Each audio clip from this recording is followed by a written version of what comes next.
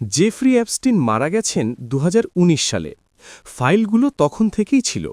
কিন্তু প্রশ্ন হল, হঠাৎ ২০২৬ সালে এসে কেন এই বোমা ফাটানো হলো? কেন এত বছর অপেক্ষা?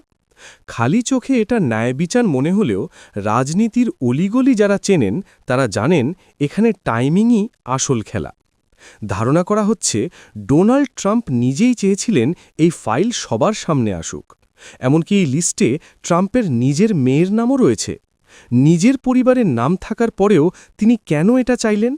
কারণ তিনি বোঝাতে চাইলেন, আমি কাউকে পরোয়া করি না, আমার কাছে সবার আমলনামা আছে। আমেরিকা ও ট্রাম্প গত কয়েক বছরে বেশ কিছু বড় চ্যালেঞ্জ ফেস করেছে। বিশ্বের ওপর নিয়ন্ত্রণ কিছুটা হলেও আলগা হচ্ছিল। এই ফাইল প্রকাশ করাটা ট্রাম্পের একটা সুনিপুণ চাল।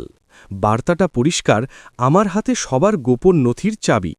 কেউ আমাকে ঘাটাতে এসো না, না হলে সবার মুখোশ খুলে দেব। এটি মূলত বাকি বিশ্ব নেতাদের জন্য একটি ওয়ার্নিং শট, অর্থাৎ ওদের নাম যেহেতু এসেছে তোমাদেরও আসতে পারে, সো বি কেয়ারফুল। লিস্টের নামগুলোর দিকে একটু খেয়াল করুন। Bill Clinton, Bill Gates, Prince Andrew, Stephen Hawking.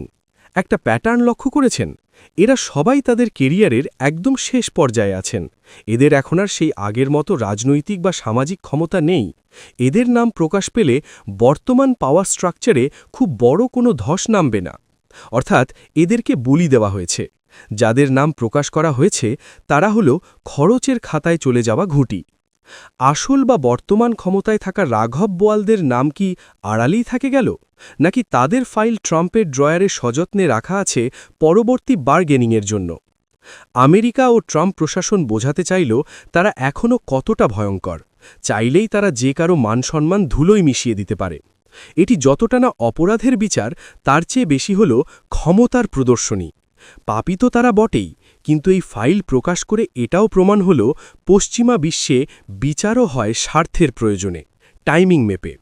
এই ফাইল প্রকাশ করে ট্রাম্প হয়তো সাময়িক ভীতি বা ত্রাস সৃষ্টি করতে পেরেছেন, কিন্তু বিশ্ববাসীর কাছে একটা বিষয় পরিষ্কার, ওদের পুরো সিস্টেমটাই পচে গেছে। ভরসার জায়গাটা আর নেই। আমরা শুধু দাবার বোর্ডের চালগুলোই দেখছি, হয়তো আসল খেলোয়াড়রা এখনও পর্দার আড়ালে। CTC news, Canada.